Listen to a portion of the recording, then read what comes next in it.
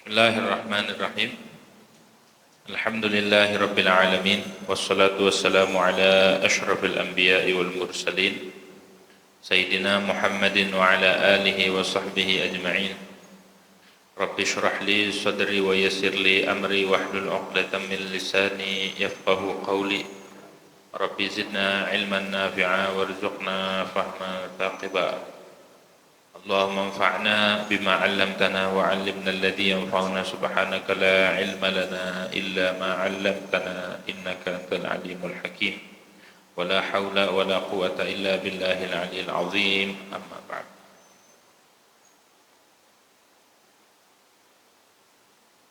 Qala al-muallif rahimahullah ta'ala wa nafa'na bihi wa bi barakati 'ulumihi fid dharain amin.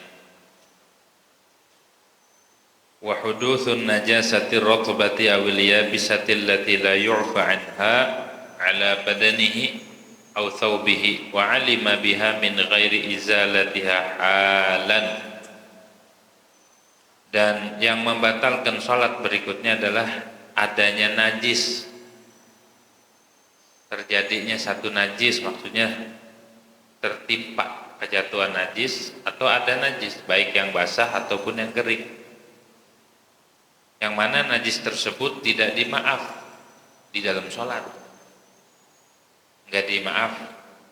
Di mana jatuhnya? Ala badani, di badan dia. Jadi kalau kita sholat di badannya ada najis, maka batal. Au thawbihi, ataupun bajunya, di pakaian kita yang kita kenakan, yang termasuk thawb itu kalau laki-laki mah peci, baju, sarung, apa aja yang dikenakan. Kalau ada najisnya itu sholatnya. Termasuk yang najis adalah tulang bangkai, termasuk juga gading gajah. Kalau orang ngerokok kan biasanya bawa pipa tuh dari gading. Nah itu termasuk benda najis. Di dalam mazhab Syafi'i itu najis. Maka kalau orang waktu sholat ngantongin gading ataupun ngantongin kulit atau bulu macan, kumis macan, ya, dompetnya, maka sholatnya tidak sah. Kalau di dalam pakaian kita ataupun kita membawa sesuatu yang najis, maka sholatnya tidak sah, batal ya. Tuh. Dan dia tahu dengan najis tersebut. Batal juga jika tidak dihilangkan secara langsung. Kalau kejatuhan najis, kemudian kita bisa ngilangin secara langsung tanpa membawa. Bighairi hamlin nih. Hamal itu kita angkat, toh ada kotoran, cicak atau benda najis lainnya yang tidak dimaaf di dalam sholat. Kemudian kita enggak langsung buang atau membuang, tapi cara ngebuangnya dibawa. Begini kan ngebawa nih, hamal. Itu batal sholat. Tapi kalau langsung dijatuhin itu enggak membawa. Misal najis jatuh nemplok di baju ataupun di badan kita, najisnya kering, kemudian kita giniin tuh tanpa dibawa, tanpa diangkat, maka sholatnya masih sah. Tapi kalau dia enggak langsung diangkat, ini apaan ya, begitu, melebihi seukuran tumakninah, bi an la yazida az-zaman wa ala qadri tumakninati shalah, dengan bahwa tidak melebihi zaman atas seukuran tumakninah. Tumakninah sholat berapa? Seukuran subhanallah segitu, jangan lebih dari itu. Kalau lebih dari itu dianggap dia udah ngebawa najis. Tapi kalau langsung dibuang, langsung disingkirin, langsung disingkap, masih sah. Binaqdil yabisati, dengan menyingkap najis yang basah. Ka'an yumila badanahu, seperti dia memiringkan badannya biar najisnya itu jatuh. Berarti nggak ngebawa nih, maka masih dikatakan sah. Fatas kutu, maka jatuh itu najis. Wa bi ghaslir rutbah, dan dengan mencuci najis yang basah, an waqa alai athar baul, seperti jatuh atas dia sisa kencing. Sabba alaihi al-ma'fur, ada orang kencing ipret dikit tapi dia langsung siram, misalkan enggak dibiarin kalau basah. Sabba alaihi al-ma'fur, secara langsung, haitsu tahura kullu, sekira-kira suci semua tempatnya. Au ghamasa fawran, ataupun dia merendam secara langsung akan tempatnya itu. Kayak dihi, seperti tangannya lagi sholat misalkan deket air ya kan, kecipratan aja langsung direndam langsung, berarti kan itu langsung. Aurijlihi, atau kakinya direndamnya di mana? Fima'in katsirin indahu, di air yang banyak di sisi dia. Airnya banyak nih, diperkirakan andai dicelupin kaki yang ada najisnya itu, air itu yadfa'un najasah, air yang banyak itu bisa menolak najis. Air yang dikit, yang kurang dari 2 kula, dia tidak la yadfa'un najasah, tidak menghalangi, tidak menolak najis. Artinya ketika airnya itu banyak 2 kula atau lebih, dicelupin kaki atau tangan kita yang ada najisnya, semata-mata kita nyelupin, hilang bau warna rasanya, maka suci langsung. Tapi kalau airnya kurang dari 2 kula, ketika kita nyelupin kaki atau anggota yang ada najis, itu air jadi najis semua. Itu air dari najis semua. Makanya kemarin sih kita udah belajar tentang air dan tentang najis. Kita perlu tahu tuh, karena itu menjadi barometer ibadah selanjutnya. Kita belajar tentang air itu terkait dengan sholat, terkait dengan wudhu, terkait. Jadi ibadah itu atau ilmu itu satu sama lain saling melengkapi. Kita belajar tentang fikih, kita belajar tentang ilmu ini, ilmu itu saling melengkapi.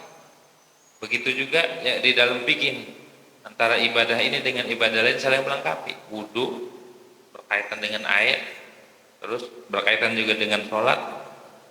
Maka dari itu kita perlu tahu hukum-hukumnya.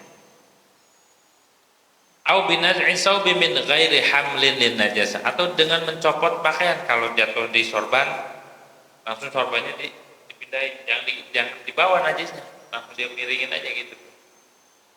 Kalau kita sambil begini, ini menanya ngebawa, batal itu, langsung aja dijatuhin.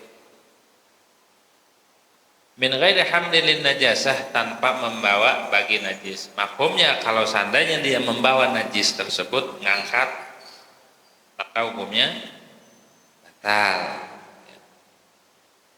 Falau nasya'a fi izalatiha hamlun au jarrun lithawb walau biqabdi mawdi'in tahirin minhu darra, maka jikalau timbul dalam menghilangkan najisnya apa? Nasya'a hamlun, membawa. Kalau ketika menghilangkan itu ada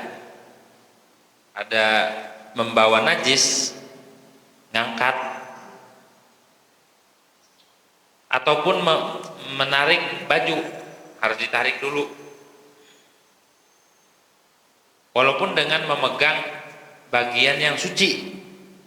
Najisnya nggak dipegang bagian suci tapi ditarik, maka hukumnya batal. Kenapa? Kalau yang kedua, karena dia muttasil bimattasala bin najasa, dia nyambung dengan sesuatu, nyambung dengan najis. Emang yang ditarik yang dipegang itu suci, tapi ujungnya atau bagian barang yang ditarik itu ada benda najisnya, maka batal sholat. Kayak orang khutbah di mimbar,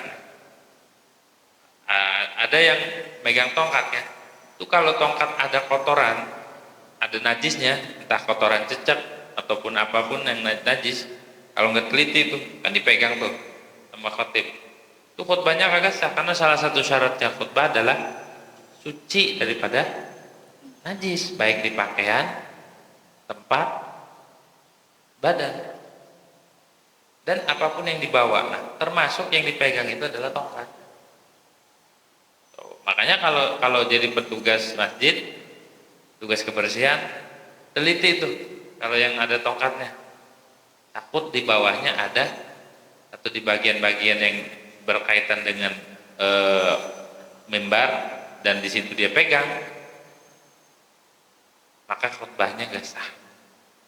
Karena termasuk membawa najis. Hamlu. Tuh, maka hati-hati itu. Jadi kalau urusan najis mah berat. Berbeda hal dengan sujud di pakaian kita. Kan salah satu syaratnya sujud itu tidak sujud pada sesuatu yang kita bawa. Gitu. Alla yasjuda ala mahmulin yataharraku biharakati.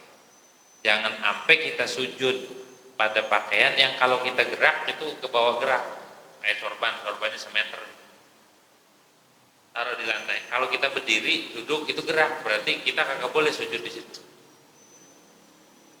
Kayak kita pakai imamah, kuncirnya itu ke depan,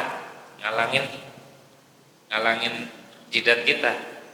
Itu juga tidak sah sujudnya, karena dia sujud pada sesuatu yang dia bawa, yang mana benda itu bergerak dengan dia geraknya. Tapi dalam urusan najis, ketika dia berhubungan dengan benda yang dia bawa, walaupun benda itu nggak gerak, ketika dia gerak saking panjangnya, kalau dia bersentuhan, nempel, maka batal sholatnya. Kenapa begitu? Lighilati amrin najasati, karena berat perkara najis, urusannya berat. Maka kalau kita bawa sajadah, bawa sorban, bawa peci, bawa apapun yang dikenakan di dalam di pakaian kita, itu syaratnya harus suci, tidak boleh ada najis. Ya.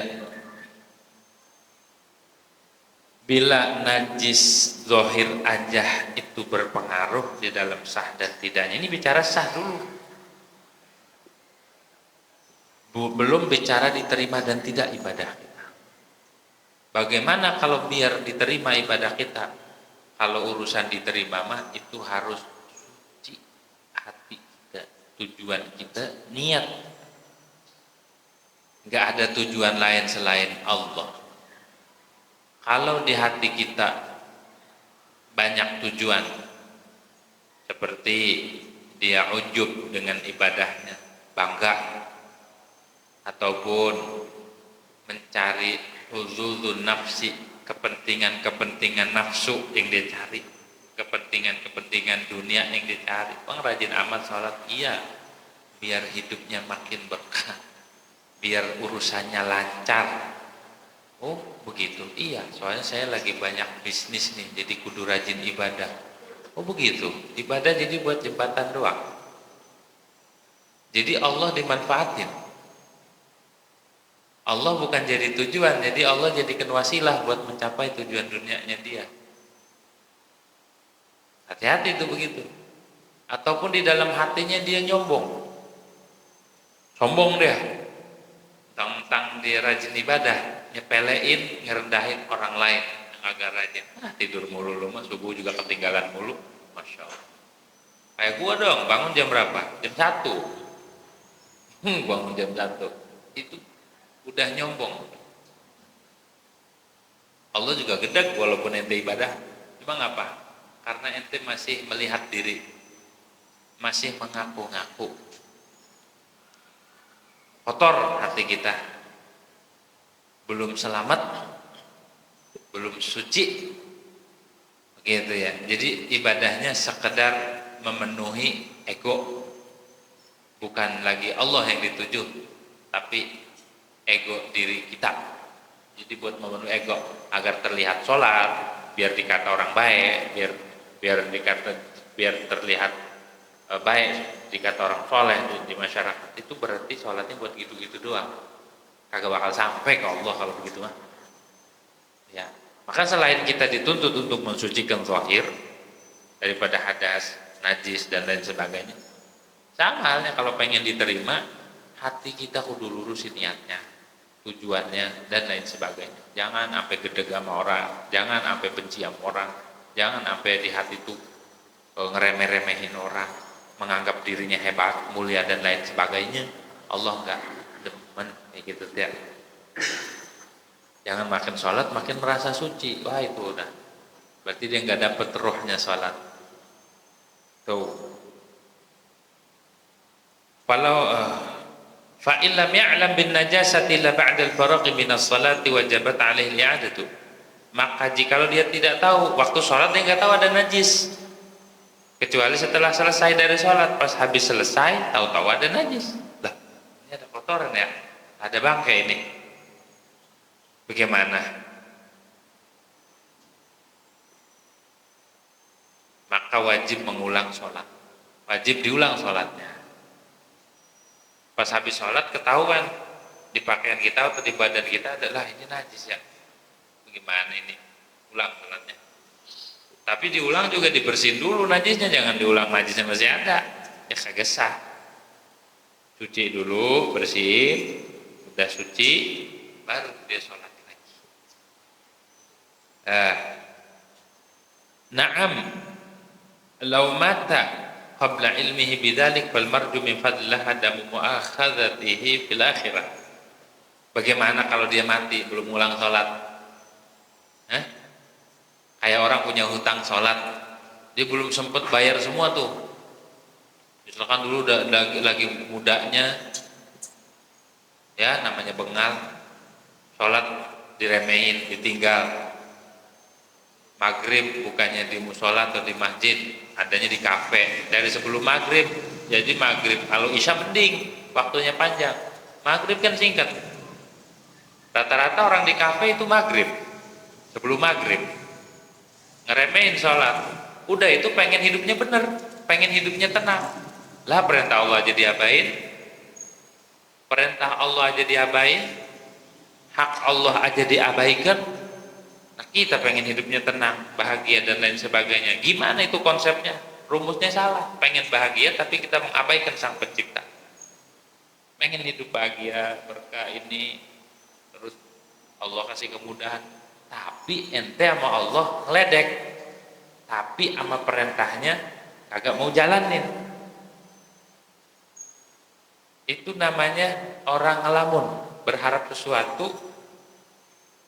Kayak kita pengen dapat sesuatu, pengen dapat bonus, pengen dapat kenaikan gaji, sama bosnya ngeledek kita. Perintah bosnya diabaikan, gimana mau dapat bonus? Gimana mau bisa-bisa dipecat malah? Gitu ya. Bagaimana kita sama Allah Subhanahu wa taala? Coba dah, ngerumasa, pengen senang, pengen bahagia, pengen selamat, malah cita-citanya selamat dunia akhirat. Tapi sama perintahnya enggak diamalin. Gimana sih? Pengen selamat dunia akhirat, perintah Allahnya diabaikan, ditinggal, disepelein. Ngaji disepelein, sholat disepelein. Tapi cita-citanya pengen selamat katanya dunia akhirat. Ini kayaknya tidurnya kesiangan kayaknya, mimpi ini, gitu ya. Orang rajin aja nih, rajin ngaji, rajin ibadah, belum tentu selamat. Yang rajin aja belum tentu selamat, bagaimana yang kagak rajin? Jangan mengira orang udah rajin ibadah, rajin ini, rajin itu, oh dia orang selamat, belum tentu. Itu semua hak prerogatif Allah Subhanahu wa taala. Bagaimana orang yang jauh dari Allah? Bagaimana orang yang kagak dekat sama Allah? Bagaimana orang yang mengabaikan perintah Allah? Bagaimana orang yang rajin melanggar perintah Allah? Bagaimana? Ya. Maka kita kudu benar-benar ngerumasa. Andai kita mati ini belum mengkodok utang-utang sholat kita, tapi kita udah berupaya, udah bayar. Tiap waktu kita sholat terus, kodok. Dari kapan utangnya? Umur berapa? 50 tahun. Baru tobat? Baru 3 tahun. Baru 3 tahun. Berarti tinggal sholat berapa? Ya hitung aja lah. 50 dikurangi berapa? Dari umur balik, taruh dihitung dikurangi 15. Sisa berapa? 35 ya? Hah? 35. Baru 3 tahun tobatnya. Berarti 32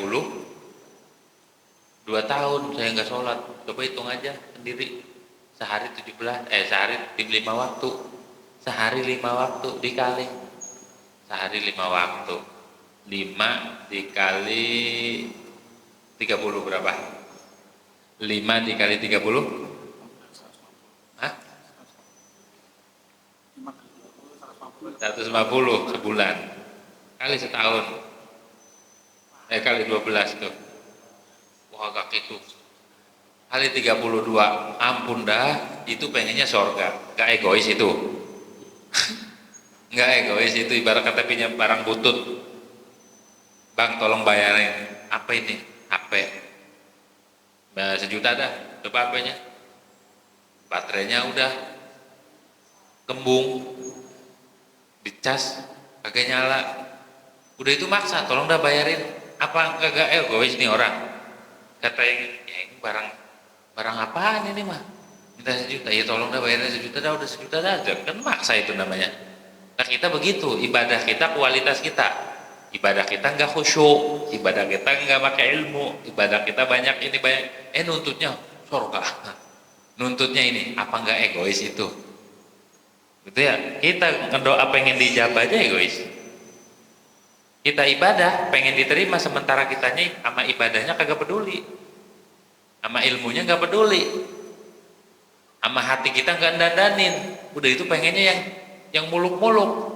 Coba dah, kata Allah ini ya, hambaku ini nggak ngelamun apa, gitu ya. Yang penting mah kita ngerumah saya, Allah saya banyak dosa, ya Allah saya banyak teledor, ya Allah saya hanya mengharapkan rahmat dan kasih sayang ampunan, ya Allah. Begitu aja udah cukup.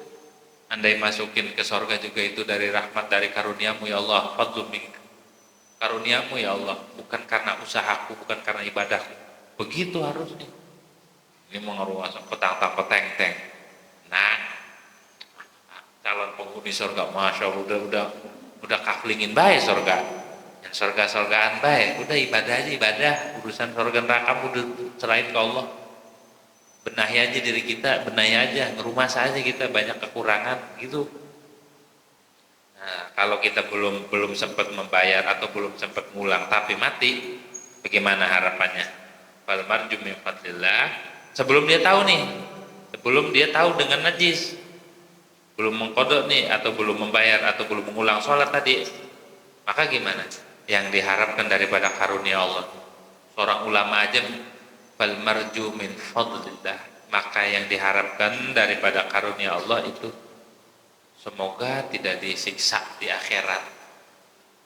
Kayak kita nih banyak teledornya, banyak nih tinggal sholat dosanya besar, sekali aja ditinggal dosanya besar. Apalagi kalau berulang, apalagi bertahun-tahun.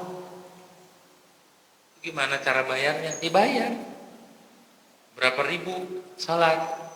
Kalau sebulan aja 150 ya, dikali 12, dikali 10 aja 1.500, 10 bulan tambah 300, 1.800 ya, 1.500 tambah 300, 1.800 setahun. 1.800 setahun dikali 30, udah gak hitung dah, berat banget. Perintah Allah itu kalau udah lewat, kalau kesempatan itu udah lewat udah nggak bisa lagi dirawat, udah nggak bisa, gitu ya. Sia-sia jadi waktu yang udah berlalu tuh. Makanya mumpung Allah kasih kesempatan di sisa umur kita, dan kita nggak ada yang tahu umur kapan kita pulang ke Allah, kapan kita meninggal, kapan kita wafat. Dah sisa waktu ini gunain aja buat thalabul ilm, buat nuntut ilmu, buat mengkodok sholat yang ditinggal.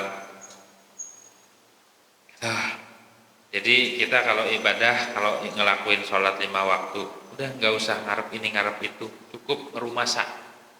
Kita menjadi seorang hamba, kita diizini buat sujud, kita diizini buat ibadah di hadapan Allah, itu melebihi harapan kita. Udah diizini kita hadir di hadapan Allah Subhanahu wa taala, itu udah bagi orang yang bersyukur itu suatu kenikmatan. Terlebih kalau Allah kasih ini kasih itu mah fadlum minallah, karunia Allah. Diizini buat sholat aja itu suatu kenikmatan yang harus kita syukurin.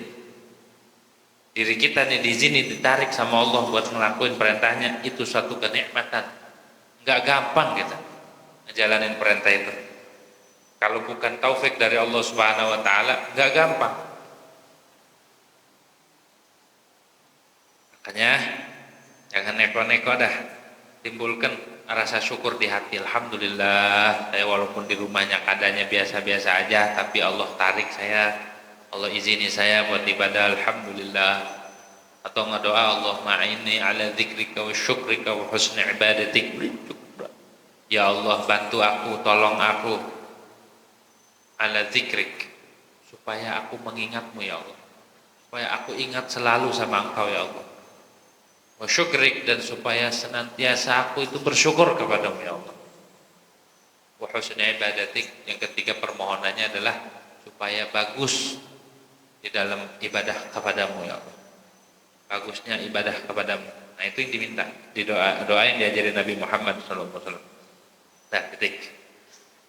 Yang selanjutnya yang membatalkan sholat itu wassalamu amdan fi ghairi mahallih, dan salam sengaja bukan pada tempatnya.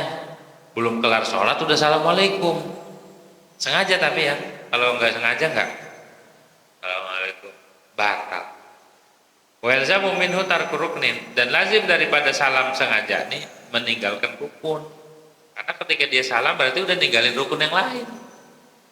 Amma idza sallama nasiyan fala tabtulu salatuhu. Adapun jika dia salam lupa, kadang-kadang kan orang lupa, baru 3 dia udah salam, nggak sengaja nih, atau baru 2 rakaat dia salam, baru 2 rakaat udah salam aja, padahal sholatnya sholat zuhur atau isya, pun salamnya. Kalau dia nggak sengaja maka tidak. Orang sholat tuh macam-macam. Orang datang ke masjid itu dengan macam-macam versi. Ada yang hatinya lagi galau, ada yang lagi gembira, ada yang lagi tenang. Kalau lagi tenang mah enak aja. Gitu. Kalau yang hatinya banyak masalah, meruwet pikirannya buat sholat, kadang lupa dia berapa rakaat ini ya. Kadang-kadang lupa, saking gagal fokus, gagal konsentrasi. Berapa rakaat ini ya? Gitu. Gak mungkin lagi sholat nanya berapa rakaat sih, gak mungkin kan? Atau nge-WA, gak boleh.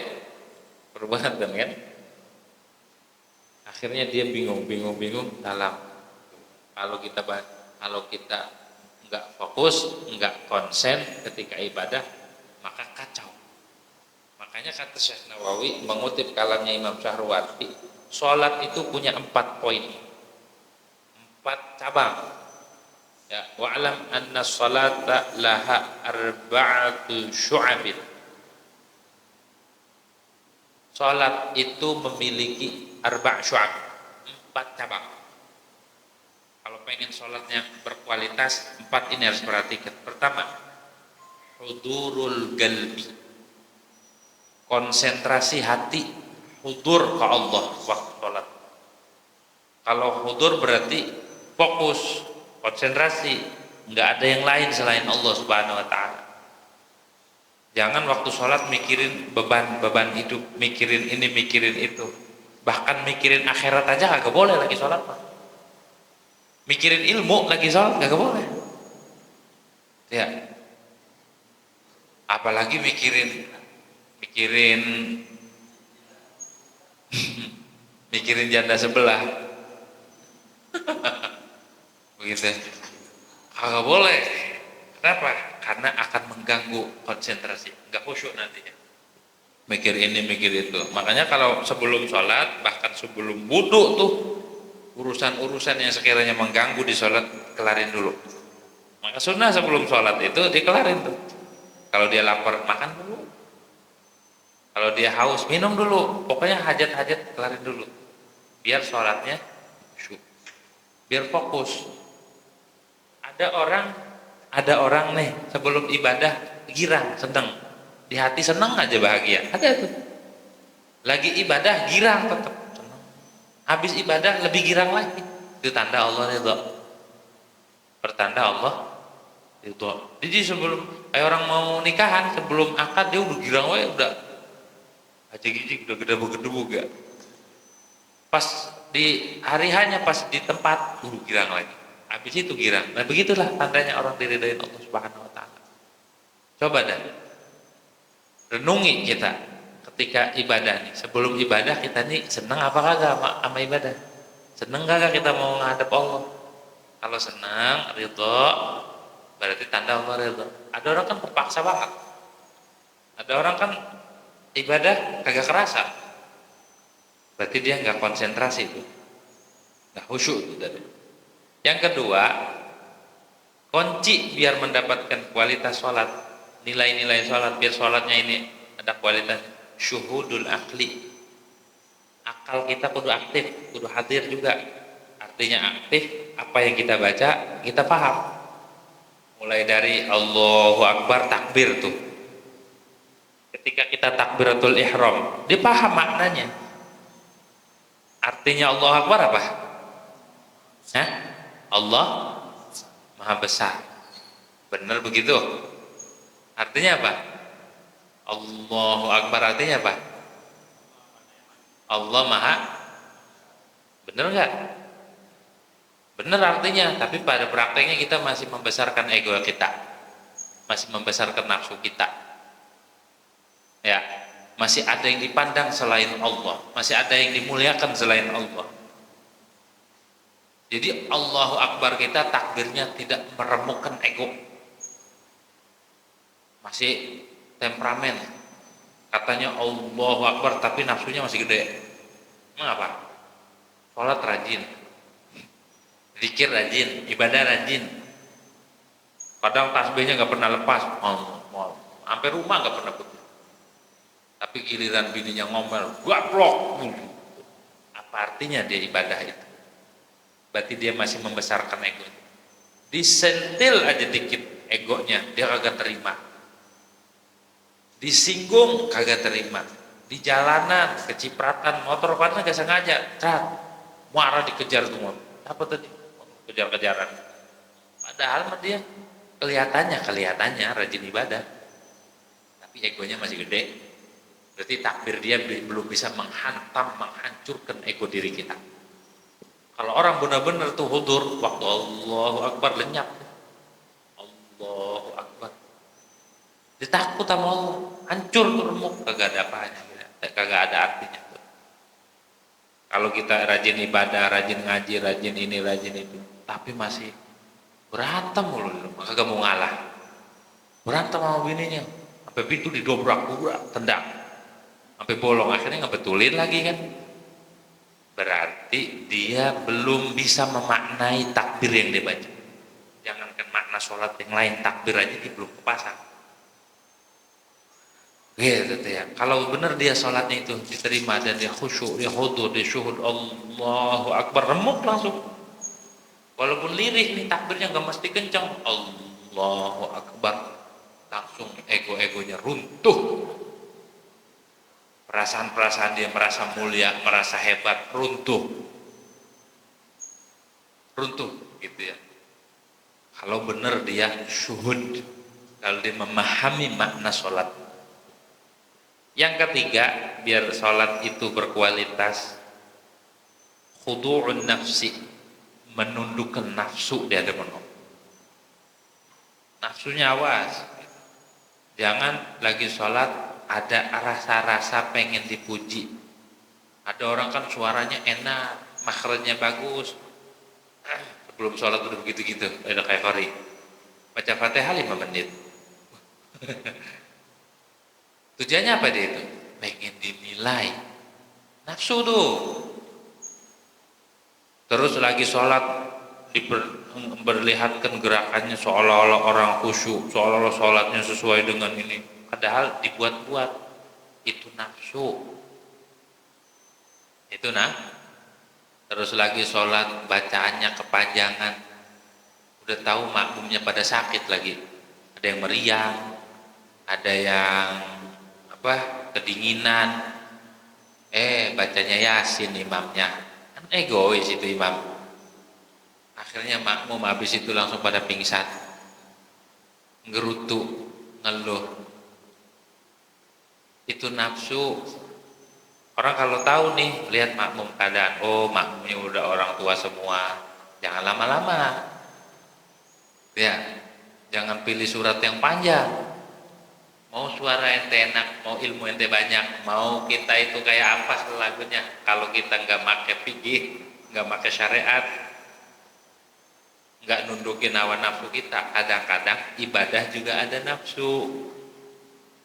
Itu tahu di belakang orangnya orang pada ada urusan semua, jangan kelamaan.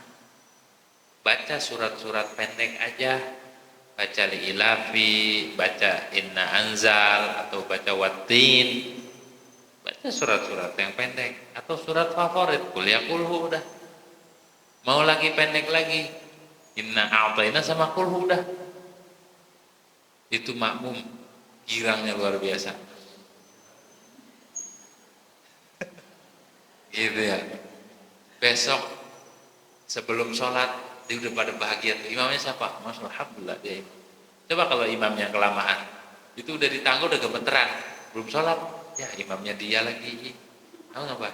Dia mah kalau baca waqiah dia mah sholat, bacanya sholat, bacaan bacanya surat waqiah.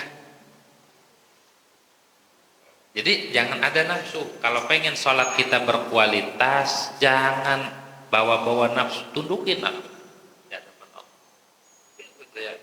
Jangan bawa identitas. Jangan merasa diri kita seorang yang mulia. Jangan merasa diri kita seorang guru, orang alim, orang yang punya nama, orang ini enggak. Di hadapan Allah copot semua. Semua sama. Bahkan harus merasa hina di hadapan Allah mah kita harus tunduk. Harus merasa kita itu banyak kekurangan di hadapan Allah. Jangan bawa-bawa kemuliaan. Jangan bawa-bawa identitas. Oh saya keturunan Ani, oh saya orang ini, itu jangan. Di hadapan Allah kita sama, tunduk. Baru tuh sholatnya berkualitas nanti. Yang keempat, khudu'ul arkan. Anggota tubuhnya itu dijaga. Jangan lagi sholat mainin jenggot atau sambil ngupil, atau lagi sholat benahin baju, benerin. Apalagi benahin make up. Ya ilah ya Allah. Lagi sholat mah gak usah banyak gerak, tunduk pandangan ke bawah, ke tempat sujud.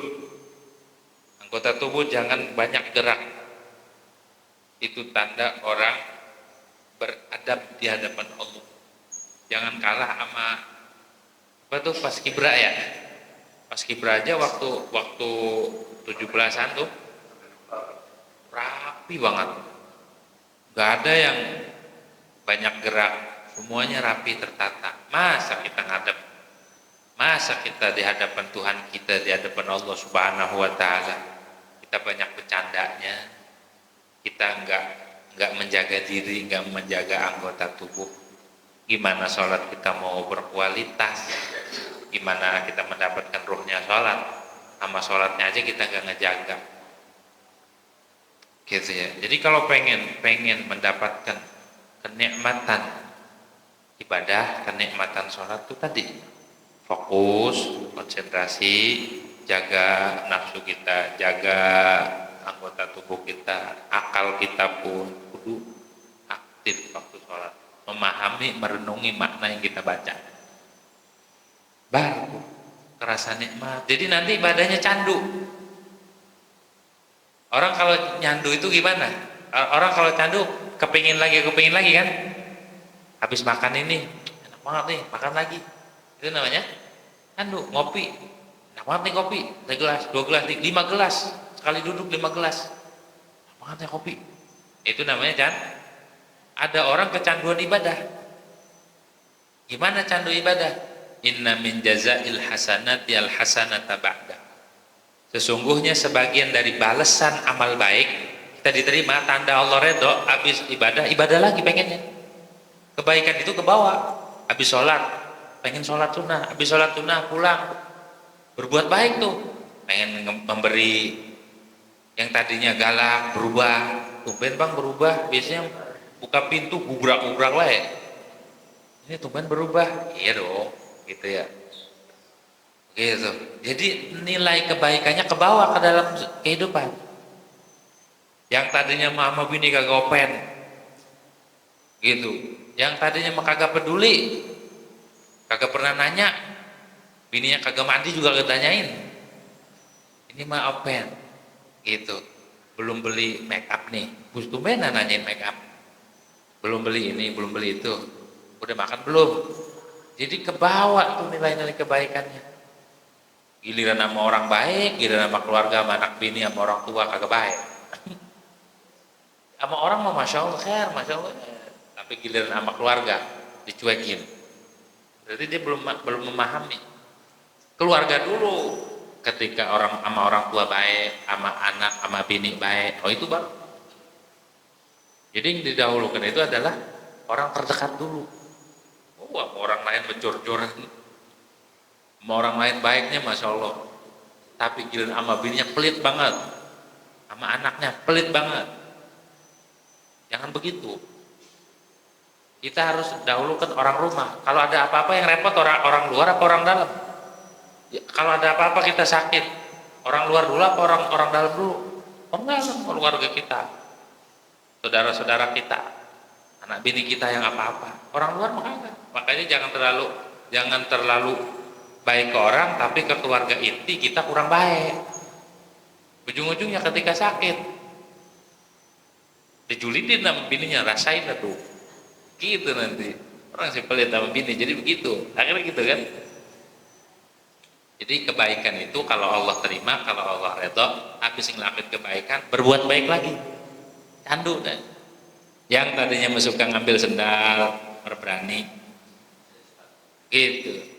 Jadi yang tadinya masih jorok pakai sendal tanpa izin jadi berubah, itu tanda Allah redha. Yang tadinya bangunnya kesiangan mulu, sekarang bangunnya agak siang lagi. Bangunnya agak jam 4, jam 3. Oh, berarti Allah redha tuh. Jadi ciri Allah redha kita dimudahin ngelakuin baik. Wa min uqubatis sayyiati as-sayyi'at sab'ah. Dan sebagian dari balasan dari hukuman, sanksi keburukan, kita berbuat jahat, berbuat dosa, hukumannya itu kita dipermudah berbuat dosa lagi, habis dosa lagi, habis nyolong ayam nyolong bebek gitu, habis itu terus duitnya buat main judol, terus dipermudah buat ngelakuin kejahatan. Tanda Allah gedeg tuh, tanda Allah murka tuh. Kagak sholat, habis itu kagak sholat lagi, terus aja, habis itu maksiat lagi, terus maksiat. Termasuk maksiat yang apa, hati-hati ketika orang pacaran tidak ada hukuman ini dan itu tanda Allah gedeg. Tapi kalau orang pacaran putus atau dikhianat, itu kudu bersyukur. Lah kok bersyukur? Emang siapa yang redho dengan pacaran? Emang Allah redho dengan pacaran? Ketika diputusin harusnya alhamdulillah. Emang apa? Biar nggak pacaran lagi kali. Jadi kalau orang pacaran bertahun-tahun, itu tandanya terus menerus dibiarkan sama Allah di dalam kemurkaan.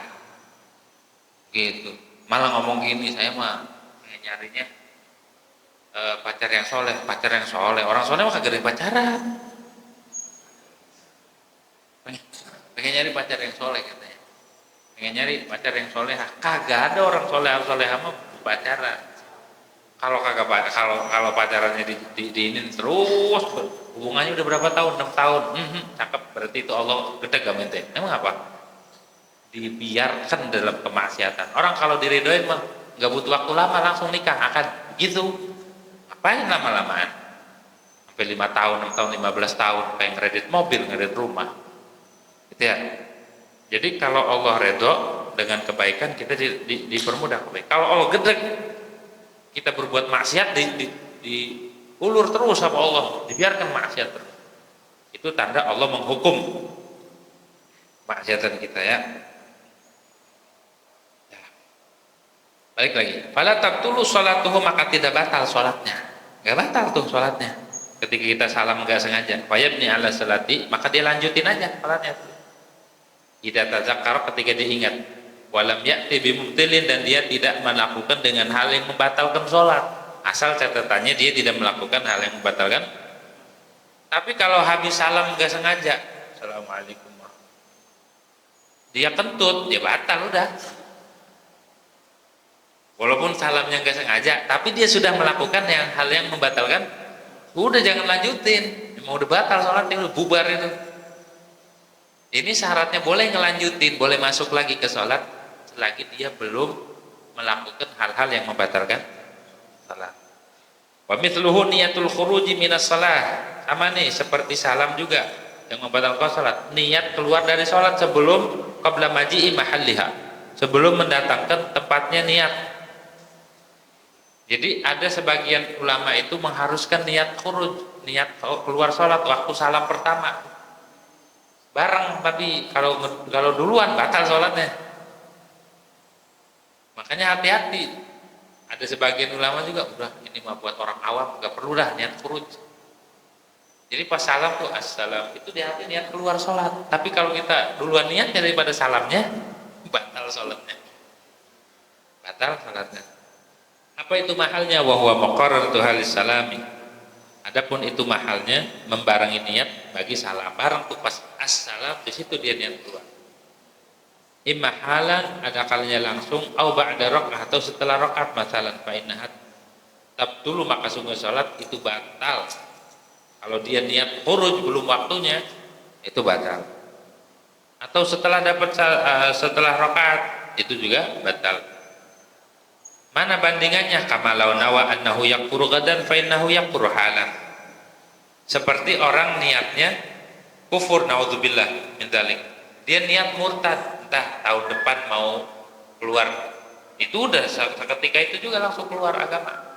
Yang murtad. Begitu. Walaupun niatnya besok. Apalagi dia niat sekarang. Niatnya besok aja itu sudah kos. Kayak orang niat belum keluar sholat, dia udah niat khuruj, udah seketika dia langsung keluar dari sholat. Ada yang ditanya? Ada ya? Fi'lu syai'in ay rukn min al-arkan, wallahu a'lam bishawab. Al-Fatihah. A'udzubillahi minasyaitonir rajim. Iyyaka na'budu